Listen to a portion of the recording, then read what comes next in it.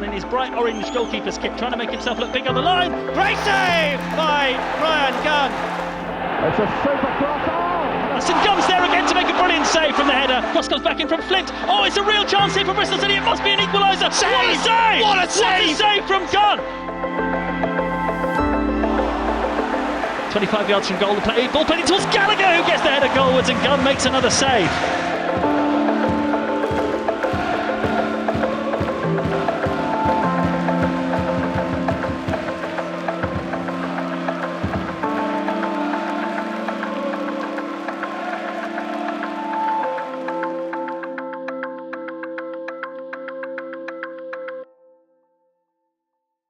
So yeah, I grew up in Framingham Piggott and went to school at Framingham L. It was quite secluded where we lived, so it was on a main road and didn't really have too much opportunity to get out into the village and go to the park or anything. It was just in the garden, in the backyard, either on my own or with my friends. And yeah, like I said, my mum was probably frustrated at times that I was always kicking the ball against the wall and stuff like that, and making noise. But I think obviously looking back now, it's probably a big reason why I've made it so far.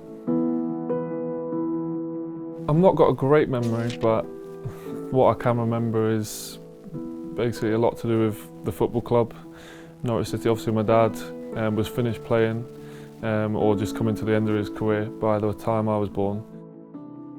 I was at Aberdeen. Sir Alex Ferguson, he was only Alex Ferguson at the time, knew Ken Brown. Chris Woods had just left to go to Glasgow Rangers, and Alex Ferguson said he had a good Scottish goalkeeper for him. I think Ken laughed at the beginning. Mel Machin came and watched me once in a Scottish League Cup tie against Ayr United. I think we won 4-0. I didn't touch the ball in the game, but I had the best warm-up ever because I knew that Mel was watching me.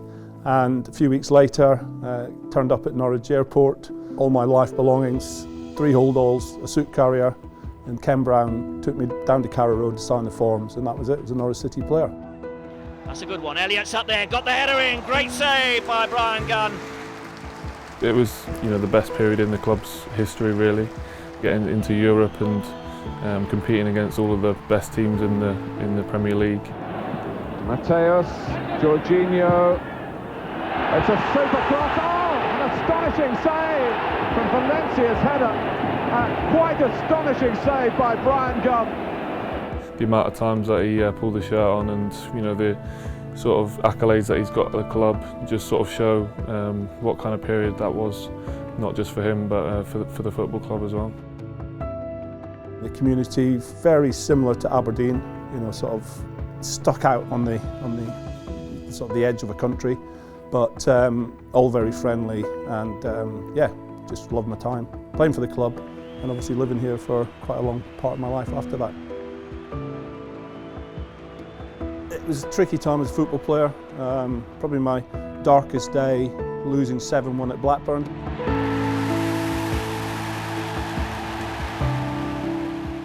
That strange day really, coming back on the football pitch 2 weeks later after Francesca passed. I mean, it was obviously quite close to our family and the football club. We kept it quite close at the beginning.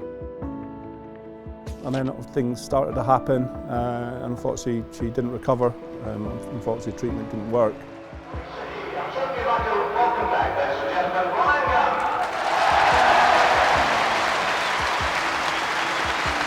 Having the whole stadium and my teammates, staff and the opposition, play a big part in my rehabilitation, helping me through it. And I think that was special.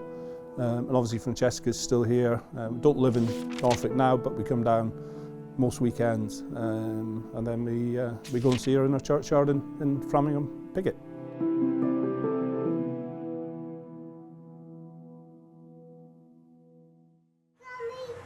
Norwich City! Norwich City! So get the ball like Daddy. So kick the ball like Daddy. Norwich City! Well, Melissa was a little girl. She was a baby, but Francesca used her as a rag doll. So we've got great pictures of little Melissa being sort of moved about, and lovely videos. And then Angus came along just you know, a breath of fresh air, a little boy who sort of grown up into a father of his own. The man himself, the famous Scotland goalkeeper Bryan Gunn, teaching his son how to play football and in particular how to save goals. You don't need to teach him, he's a natural. He's a natural. It's great coming into the Gun Club and, you know, looking at the wall there and seeing a picture with me showing him one of my great saves, but he'll be showing me all his great saves now.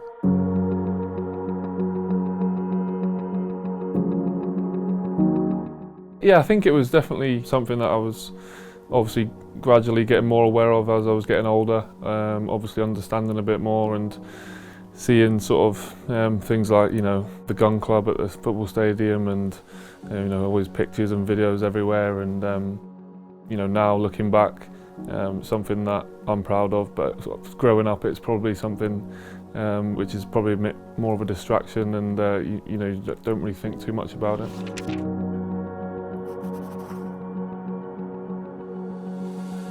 Growing up around it and things like that, and you know, I think going to watch Norwich when I was younger as well probably helped that, and just going to Carrow Road and, you know, getting the atmosphere of like the stadium and yeah, that definitely pushed me to want it even more, I think, as well.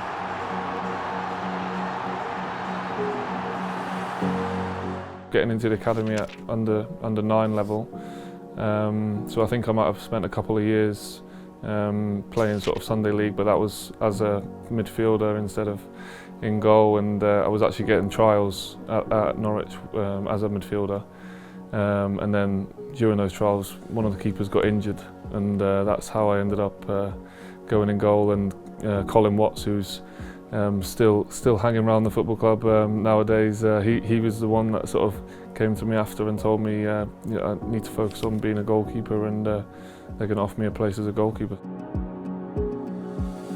I didn't know Angus then, but he was a tall boy for his age. Dad used to think he was a Patrick Vieira for Loddon Grasshoppers, who were a year older than him, but he played a year up because of his physique, and he scored a few goals. He'd kick the ball hard and all this sort of thing. So I said, okay, we'll have him in for a trial. When he came in, he did okay, but he was never going to be academy level. His feet weren't quick enough, and he got caught in possession of the ball. Anyway, so I had to tell Bryan, I'm sorry, he's not good enough to be an academy outfield player. I said, because of your pedigree, how about him trying as a goalkeeper? So he said to me, what do you reckon? I said, well, it's not me you need to, you know, sort of get round, it's his mum. She's been wife of a goalkeeper for 20 years. It's her you need to talk into. So I'm glad Colin got his way with Susan, and she's decided he was going to be a goalkeeper. Okay. What do you think about the academy? What's that to say? No, just speak from your heart. What do you think? I like being in the academy because I've got good coaches and you get to train every week, play every week. Is it fun? Yeah. What's the best part about it? Playing football.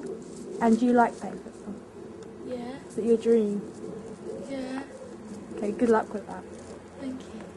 He'd always be pestering me to come out the back garden and hit shots at him. And you know, I used to hit shots at him fairly hard, and he used to like dive and try and save them. It used to hurt him sometimes as well. And I said, don't tell your mum, but it toughened him up in many ways. As a kid, I was probably just, you know, eager to get in there and you know, show everyone what I can do. I think there was a period maybe when I was 10 or 11 where I didn't probably enjoy it as much. You know, growing up, obviously a lot of people want to score goals and create things, and I was sort of sat there in the goal and I was getting frustrated. But I think after a few years of that, I sort of, you know, kept on at it. And it became pretty apparent after year one, because you renew the contracts every year up to age under 12, then it goes 13, 14, 2 years. Again, the fact that Bryan was the top goalkeeper and was practicing in the garden with him. It must have been, you know, I used to see the goal in the garden, and he must have, every moment that he could, would just keep banging balls at him. And yeah, it's pretty obvious early doors that he was going to move on.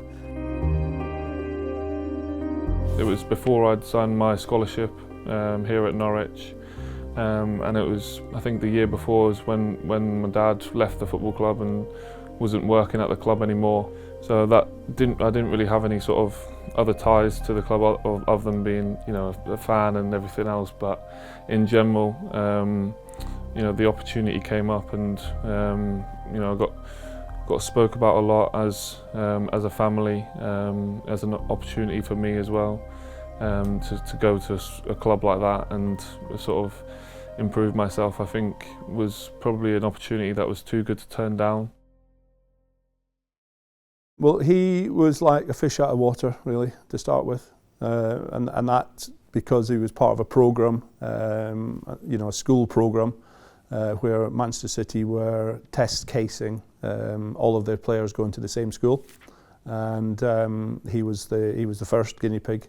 So, you know, it was different for him, but as soon as he got into the training facility with teammates, he was back in his right environment. When I went into Man City, I think, you know, there was obviously a lot of ex-players that were working there, and when I first went in, Adam Sadler was there, who a few years before was here at Norwich with Glenn Roeder. So I knew him on a personal level before, so that kind of helped me a little bit as well, I think. So that was good. And then sort of moving on through the age groups and into the development squad, Patrick Vieira was, you know, a very big influence on my early career as well there. You know, he was brought in probably a few years before Guardiola turned up, and I think he was tasked with sort of building that kind of ethos of, you know, playing out from the back and you know, getting the young players to sort of start that sort of regime before. And yeah, Patrick was a, you know, very big influence on my career there, and a big part of, you know, why I made it so far at the club. The opportunity given to him was he played under 18 straight away when he went there, was fast tracked into under 21s. Was trained with the first team with Joe Hart, you know, all the goalkeepers there with the first team goalkeeping coaches. So his development was fast. You know, I was delighted. Manchester City wasn't as big as they are now, obviously, but we're still a big club. And Angus was around the first team. He went on the pre-season tours, and I think he was on the bench 4 or 5 times, but didn't get an opportunity. I was at Man City, sort of third choice keeper. I think it was the first year that Pep came to Man City, and, you know, he wanted me to be third choice and, you know, travel with them everywhere and train every day with them. So that was a massive experience. But I sort of got to the end of that season, having played maybe 10 or 15 development games with them, and sort of wanting, you know, a little bit more, and feeling that I could take that next step into obviously men's football. And I think it was Nottingham Forest or Norwich that were my options, but there wasn't really sort of a question in my mind where I wanted to go. And as soon as I heard the sort of chance of coming back here, it was, you know, definitely something that I jumped at.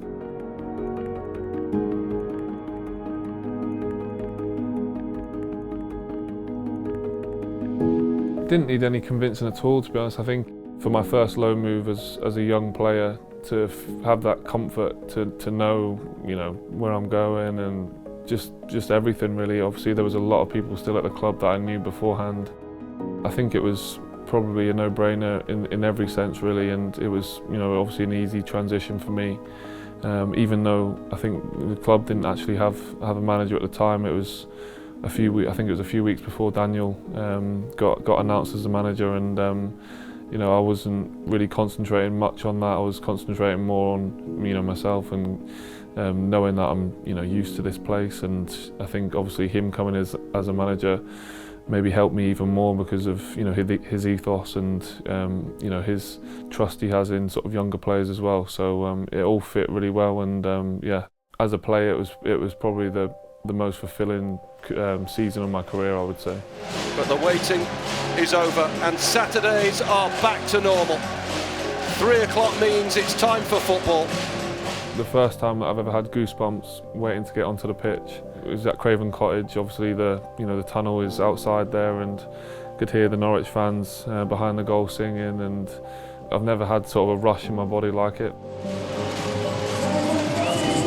Those are the teams of Norwich City and Fulham! Sort of just watching Angus come out on the pitch, and it was like, this is different. This is not, it's not academy football. Well, what a big day it is for this young man.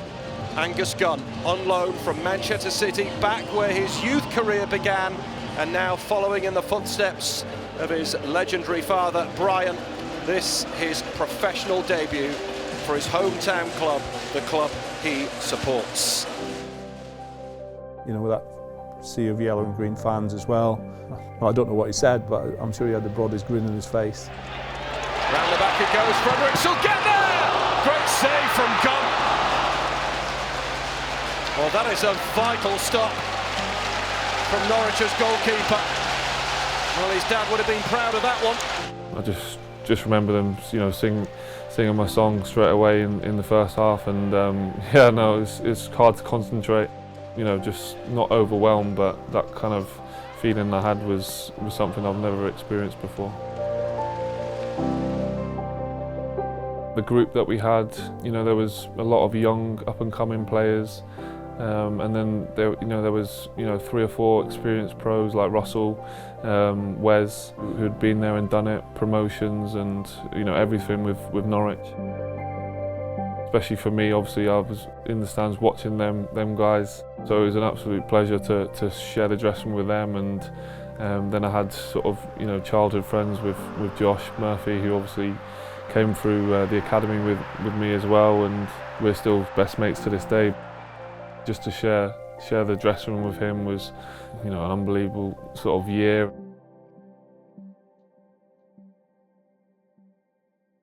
Just signed a new contract in Manchester City. Most clubs would do that. If you go on loan for a season, you'd sign an extension. So he did that, and then I don't know if it's thanks to Harrison Reid or not, but because Harrison Reid was on loan from Southampton, they used to send scouts here to watch him, and I think the scouts went back with 20 odd reports on Angus over the season, and it just happened they were looking for a young goalkeeper, and I think £12 million later Southampton decided that Angus was for them. Hi guys. I knew going in I wouldn't be a number one. They said that out quite early. But I think the early cup games were opportunities for me to try and perform well, get in the team, and then I managed to get an opportunity early in the new year. Made my debut against Chelsea at the Stamford Bridge, and I had probably one of the games of my life. I don't think I even started the game after that. I think it was maybe another 2 weeks after that I cemented my place in the team, and it was a relegation dogfight really, and we were hanging around it for pretty much the whole season, to be honest. And I think as a 22-year-old goalkeeper, it was quite interesting to sort of be in that situation, and being playing in the Premier League, playing at all the top stadiums where he'd seen on television, he'd been at a couple of times maybe as a fan watching Norwich City. Looking back, it was definitely a moment in my career where I'm proud of what I did, and how I helped the team, and we managed to stay up in the end, so it ended quite positively.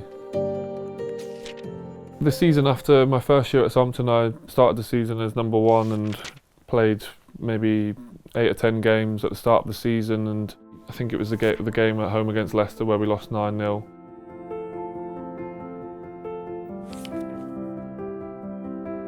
That was literally the last game that I played, and the manager decided to take me out. He obviously kept his job, and ever since that game, something changed in his head, and he never really gave me that confidence or believed in me really, from my point of view. And yeah, it was difficult for me after that to get back into the team, or even sort of in training it was hard to sort of see any way back there really. Yeah, I think it was a devastating night. We saw him right after the game. Really then as a dad and his agent, you just try and get as many positives out as possible. Maybe give him time to reflect on the situation, because I think once you do that and you see things that you realise it's not all you, that's sort of been tarred against Angus. I don't think I would have lost belief if I was able to, get straight back into it, play another game. But it was almost the fact that I had that game and then I don't think I played another game until probably 2 or 3 months after. Obviously after a result like that, everyone is going to be pointing fingers, and obviously the goalkeeper's going to be probably the first one to be pointed fingers at. But I think just the fact that the time that I had to sort of deal with it without getting back on a football pitch, which for a lot of players, even if you've got issues off the pitch, or the pitch is normally where you can forget about those. So yeah, having that sort of time between playing that game and playing another cup game was, I think that was probably the most difficult bit. He wasn't given the opportunity to do that because he wasn't picked for the next game, where I think that was a November game, and he came back in for a cup game against Huddersfield in the January and needed a clean sheet. So as a goalkeeper you can only react, and as we mentioned earlier, I got beat 7-1 against Blackburn. Unfortunately Francesca passed away that week, came back onto the pitch against QPR and won 2-1. Bradley Allen for Bailey. Bailey! Oh, great save by Gunn with his feet. That's the great thing about football, is you have an opportunity to correct things the week after or the next game.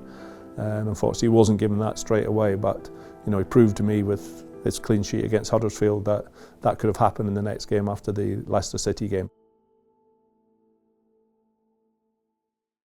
I think it was the year after COVID, the season where obviously there's no fans in the stadiums, and I think the transfer deadline went on till end of October or maybe mid-October, and I was literally signing on deadline day with an hour to go on loan at Stoke.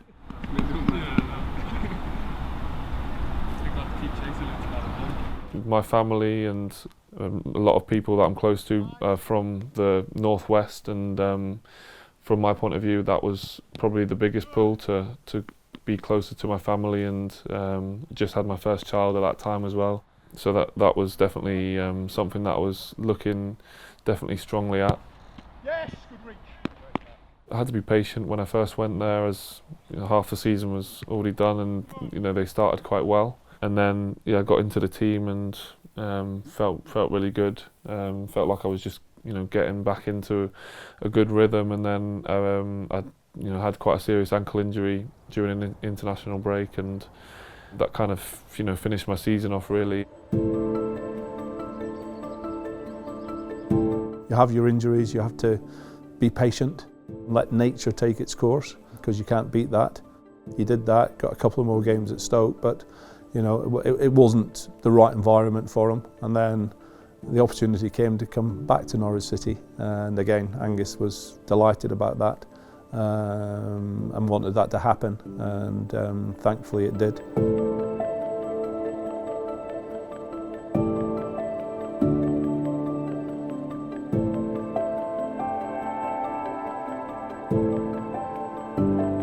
That sort of period in my career where I've had downs and maybe quite a big injury that I never really experienced before in my professional career.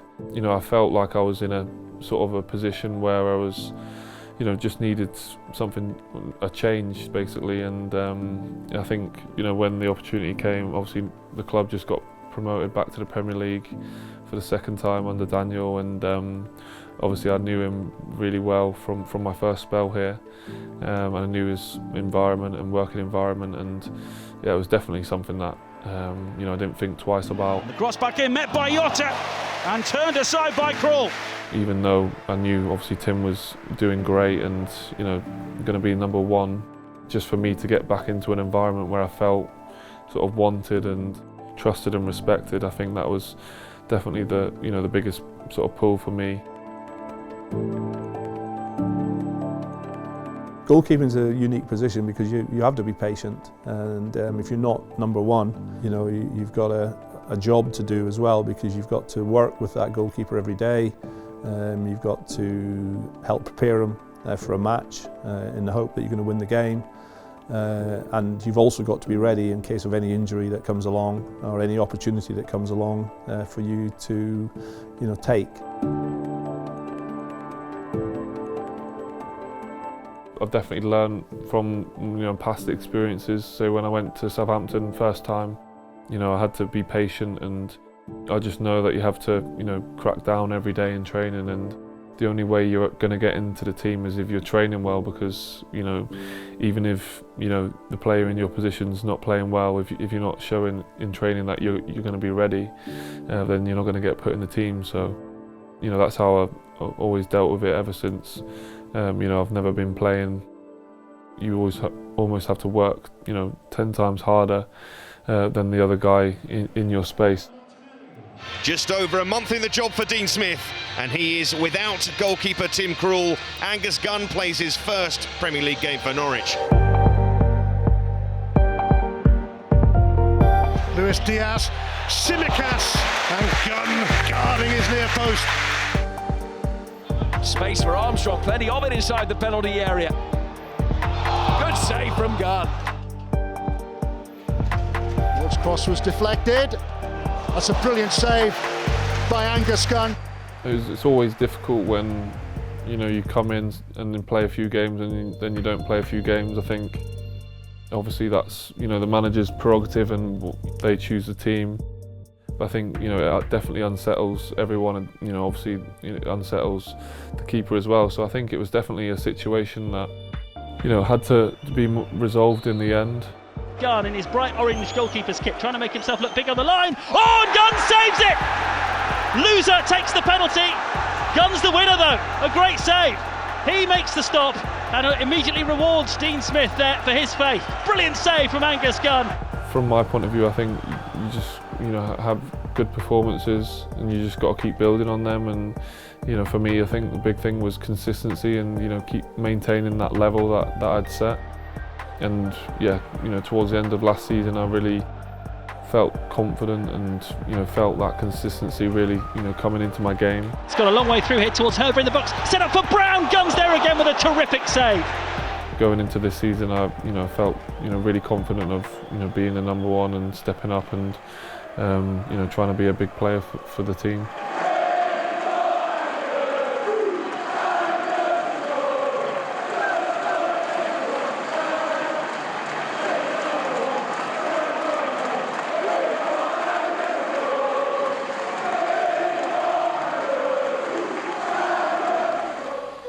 Where's he gone? Here he comes. There's a little kilt and spotted on. Hello there. Hello, Angus. How's Daddy doing? Oh, unfortunately, he wants to come up. We'll get some more video in the church. Well, it wasn't always an ambition of his to play for Scotland, because he came through the ranks with England all the way through from under 16 right through to under 21s, where his manager, when he made his debut for the under 21s, was Gareth Southgate. He had a great game that night against Norway at Colchester. Awesome again, the captain El Yunusi, who got a second crack, and Gunn has pulled off a second excellent save. And then, out of the blue, got picked to go with the full squad against Brazil when Jack Butland broke his thumb.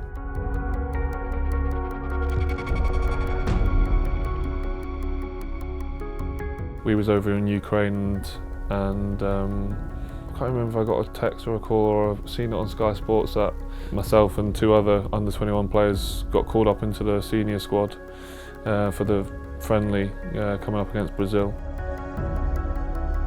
That was a bit of a eye-opener in terms of how far I've came, and ended up flying back to England and had a couple of days training with the senior squad, and it was pretty crazy really, just being around that environment. Where? This is high. There was obviously a few players that I knew previously from Man City, and obviously a few other under-21 players. But yeah, just being in that environment was probably say scary, to be honest, as such a young player. You know, a player that's playing in Championship football, you don't really expect that opportunity so early. So yeah, that was obviously a really nice moment for me and family and everyone. Unfortunate situation at Southampton, then they took the COVID scenario, on loan at Stoke, and then obviously back to Norwich in a transfer. So, you know, not being recognised as much at that level, but as Angus said, that he felt that he wasn't playing at a level that warranted international football. But obviously when Craig Gordon got injured past Christmas, that opened the opportunity, opened the doors for a person like Angus to come into the squad.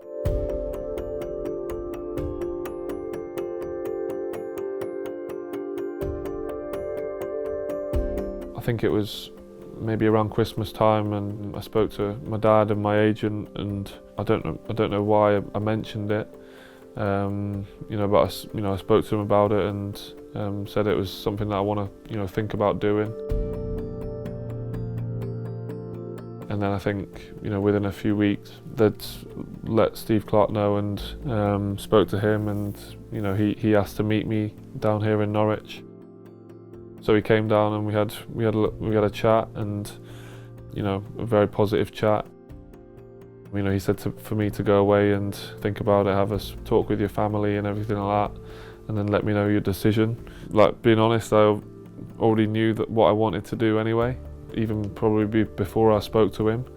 But I think it was just good for me to sit down with him and understand his ideas moving forward for the national team, and what it means for everyone to represent the country. Once you're on the pitch, the whole nation's eyes are on you. You don't feel the pressure, but you know that there's people that care about you on the pitch. What's Angus got? Oh, who's that from?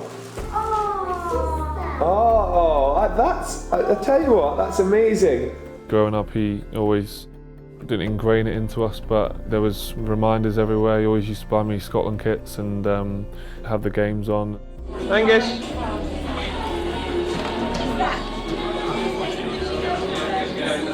Grandad sorting you out?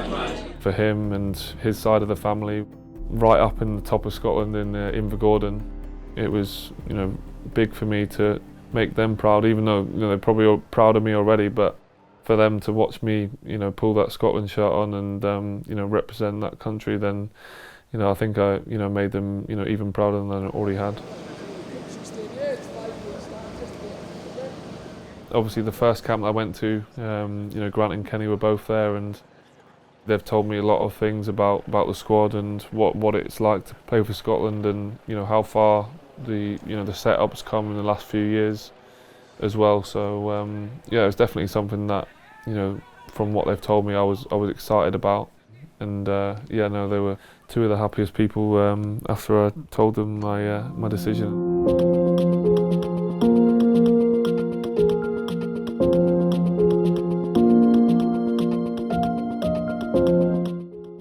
It was my first taste of international football, and it was straight into a competitive qualifier. So yeah, I was more just focused on trying to do my job for the team. He had cousins, he had second cousins, he had his granny from Invergordon, my mum Jessie. So for her to come down, that was a proud day for the whole Gunn clan. The Flower of Scotland came on, and I think I said that Melissa had sent him a message during the week to say these are the words for Flower of Scotland. He says, I know them off by heart already, so he'd obviously been practicing. And then we were all in the box, like in mobile phones these days now, you're taping everything. So Hampden goes berserk and the national anthem comes on. And so I'm singing away. And anyway, Susan's sort of panning round to try and get me, thinking I'll be crying or something like that, but I'm blaring the Flower of Scotland out, and everyone else in the box is crying. And then the fact that they won the game, but there was a funny moment during the game when Angus got to the edge of the box and he slipped and basically sat on the ball. And this sort of separate striker was coming in quickly, but he grabbed it.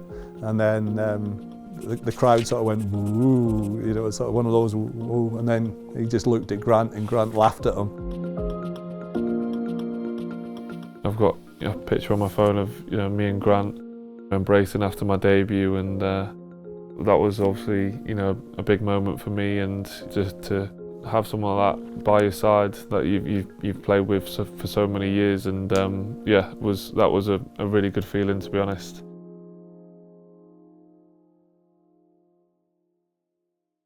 The midweek after that was the night we beat Spain at Hampden, which I think after that game everyone sort of realised that we've got an unbelievable chance here after this start, and Kenny came up with an unbelievable moment in Norway in the summer as well, and for a Scotland team to qualify without having to go through playoffs or anything like that was a massive thing, and that was a great sort of moment, sort of looking back in the last sort of year.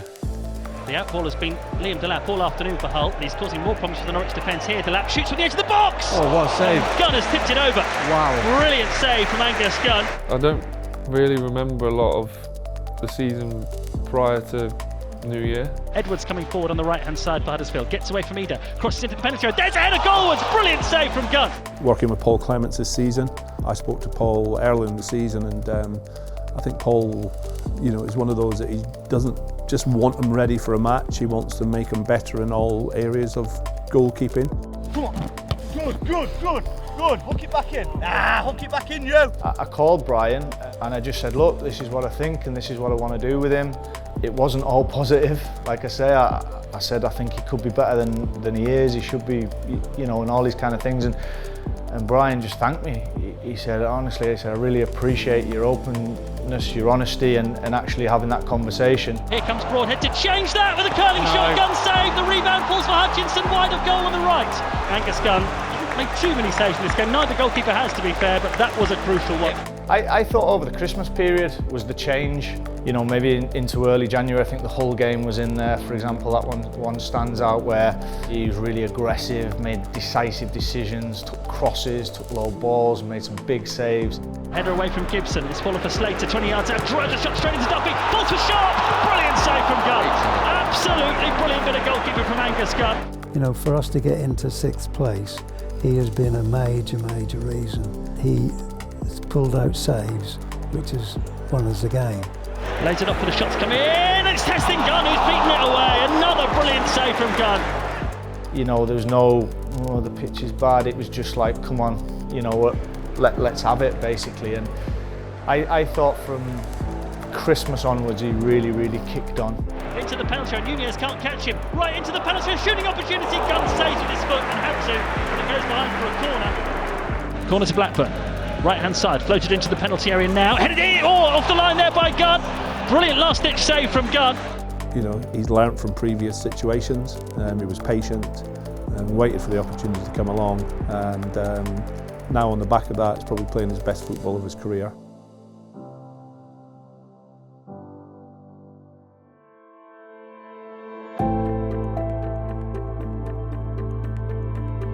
Well, I've got pictures of him with Norwich City and Scotland shirts on when he's 2, 3, 4. So it wasn't as if we were hiding the fact, hoping for the fact.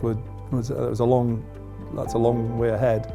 But we were happy with him, with whatever he wanted us to do. When he developed into being a good footballer, we supported that. When he got offered his first scholarship, we were with him there. When he offered his first pro contract, with him all the way. And then he's developed into a goalkeeper that can actually play for a Premier League / Championship side and an international side. So, he's done that himself. Bryan will tell you now that if it wasn't for me, and I'm not bigging myself up, if it wasn't for my persistence, this may never have happened. But I'm sure as a family they're delighted how it turned out.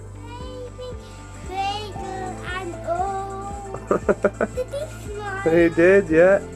You know, Melissa probably feels that she calls Angus the golden child, but she's probably the most proudest sister of an English Scotsman there is. I wouldn't change anything, and you know, I think there's always going to be ups and downs in, you know, football career, and you've always got to, you know, just try and stay level, to be honest. I think that's something that I feel like I've done very well in my career, that, you know, I've tried to stay level, you know, no matter how, you know, big achievements that I have or how big a disappointments I have, I always, you know, just want to be the same person, and always, you know, work hard and try hard, and, you know, hopefully you get the rewards at the end of that. Norwich City! From my point of view as a, you know, Norwich fan growing up, to be involved in a promotion team with Norwich, you know, whenever that will be, whether it's, you know, this year or next year or, you know, the year after that, I think that would probably, you know, be the most satisfying thing that, you know, that you could have probably told me that I could achieve in my career. All the years of hard work warrant an opportunity that he's going to have to, like you say, play on a world stage, opening game in the Euros against the host nation. Wow, what an opportunity. And for me as a coach, I'll be watching proud, you know, along with Kenny and Grant. But I think for Gunny, you know, there's moments in your career that don't come along very often, opportunities, and this is certainly one of them. You know, once he plays in the tournament in the summer, and if they do create history and get onto the next stage, then, you know, I don't think anyone will worry about where he was born. As long as he's got Scottish blood in him, he's one of them. This has definitely got potential to be definitely the best, you know, season of my career, and it, you know, it might never get better than this. You never really know. So I want to try and make the most of it. I want to enjoy it whilst I can, and yeah, no, I'm, you know, looking forward to everything that's coming up. Obviously, being the dad he is to Blake, that's great to see. But having just the ability to go into a situation where you're following your dad's footsteps, because that's always difficult.